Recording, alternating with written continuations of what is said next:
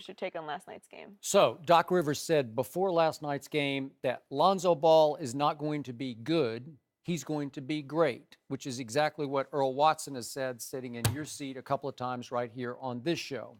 And then Lonzo Ball went out and proceeded to have by far his worst game as a professional, a game that the Lakers at home should have won, a third game they have blown at home because of Lonzo Ball. I'm going to lay most of the blame at his feet because he is the point guard for this team, and he didn't even play the floor game that he usually plays and obviously shot the ball pathetically, and I won't even begin to try to defend what happened. But I will say this. It amazes me that he's going to play 82 regular season games, and we are going to dissect every game every day on this show. We do it like clockwork, and we actually set his bar up like it's a Magic Johnson high bar, like he's got to be Magic Johnson, and it's because of the negativity that his father has continued to generate that is now sort of surrounding Lonzo's performance. Everybody wants Lonzo to fail because they want LeVar to fail. And I don't think it's fair for a kid who just turned 20 years of age and is trying to learn how to play point guard under this much pressure and scrutiny, which is the most any rookie in any sport ever has been under at this point in his career.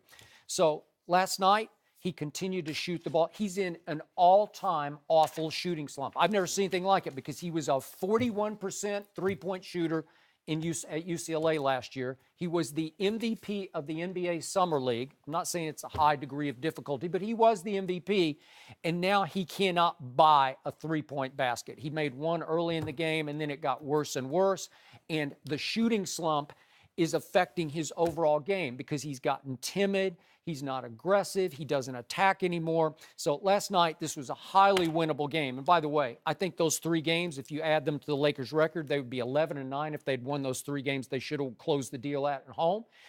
That they'd be now in the 7th seed in the playoffs. I think this team is good enough. It has enough talent. It could be a Western Conference playoff team this year, but he is going to have to grow up fast. And he's going to have to figure out, you were a shooter, you are a shooter. He's going to have to figure out how to shoot his way out of this slump because I think he is still capable. But he comes in with 5:13 left, got put back in the game, and they're down 3. And immediately I'm thinking, I'm watching, you got to attack. Nobody can keep you out of the lane. You're 6'7". He's probably, what are you, 6'7"? That's what I thought. He's right in your ballpark, and he's got a great handle, and he's got underrated quickness. He can just get in the lane at will. Set somebody up. Get somebody an open three. Make something happen in the lane. He just passes the ball on the perimeter and then goes and drifts off and tries to get lost over on the weak side like he doesn't even want to be part of this. And then with 2:24 left, and we could see this play, he snatched a rebound, which I think he's the best rebounder on the team, and takes one big dribble, and he's got Julius Randle on a break, and you see it right here. He just threw it too far. I don't know. It's like he's losing confidence because he's lost confidence in his shot in his overall game. One dribble, it's just a little too far. If you make that, you're down 1 at that point. You could have been up 2 and brought the house down with the dunk, right? If you make that pass. So he missed that play. And then the Lakers had 4 3-point shots in the last 5 minutes, missed all 4 of them, and they let the Clippers basically steal a game because Lou Williams just went, he just goes crazy. He scored 42, and they couldn't stop him. They couldn't keep him from the basket. Their defense broke down. I think they looked to Lonzo like, do it. Do what we know you can do. And he just shrinks and closes up and closes down. And I can't defend any of it, but at some point, I believe he's going to be as great as Doc Rivers thinks that he's going to be. I definitely agree. Well, shout out to Lou. I seen him score 40, 50 points in the ABL league we play in every summer. But I think it's enough of the politically correct answers with him. I think Luke is hurting him, and I think his dad is hurting him. I think somebody needs to pull him to the side and say, look, you're the number 2 pick in this draft. Go out there and just play basketball. Don't worry about making mistakes. Don't worry about making the shot. Go out there and play as hard as you can and try to do all you can. Don't worry about being J. Kidd right now. Don't worry about being Magic Johnson right now. Don't even worry about doing what your dad telling you to do. Go out there and play the game you love to play and play basketball and just play the game. Don't worry about being a certain player. Don't worry about being leading an assist. Don't worry about none of it. Just go out there and play and let the game come to you. And I think he's thinking entirely too much.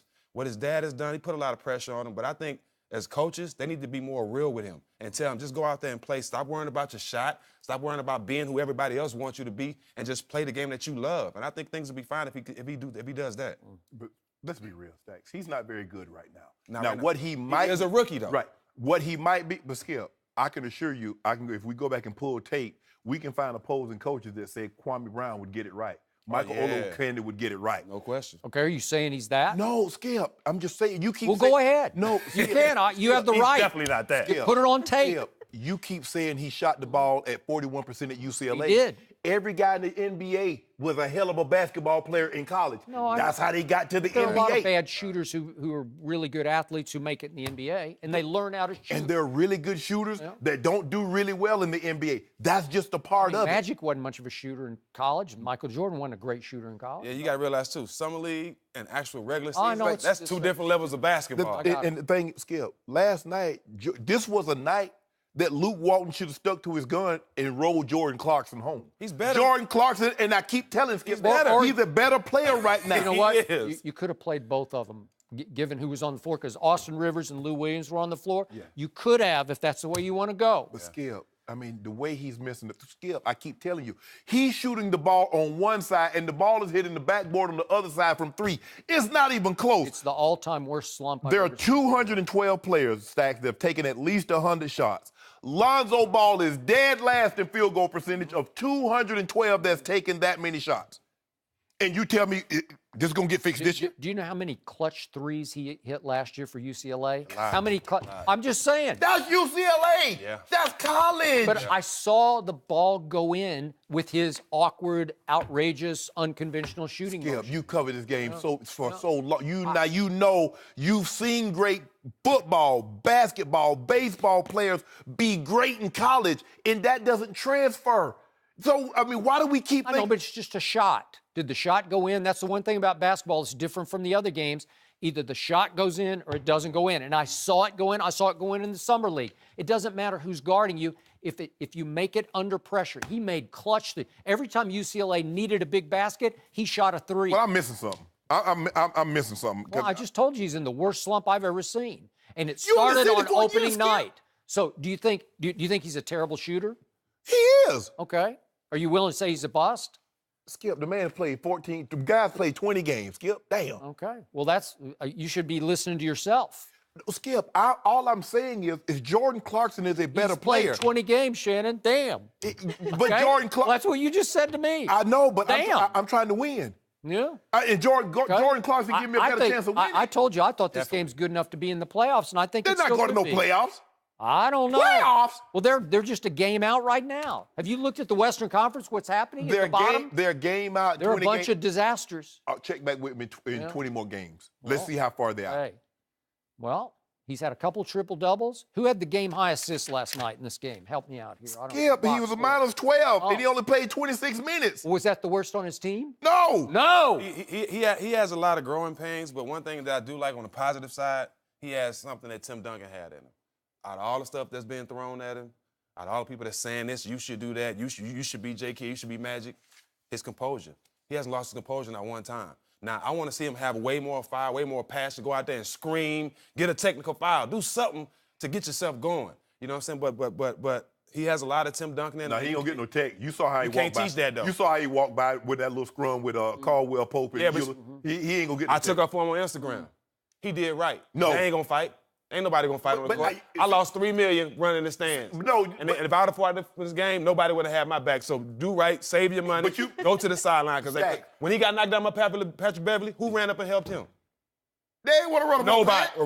Right. So But you already this know is that the NBA now. You already know they're not gonna fight, so you just make it. That's gonna be good. Hey, come on, man, y'all break it up. Knowing they ain't gonna do nothing. The NBA has seen too many pushing and arguing to make it look good for TV. You know what I'm saying? I tell you what else He did happened, right. Skip. Guess what else didn't happen last night, Skip? Tell Stacks what didn't happen last night. What didn't He ain't shooting no free throws.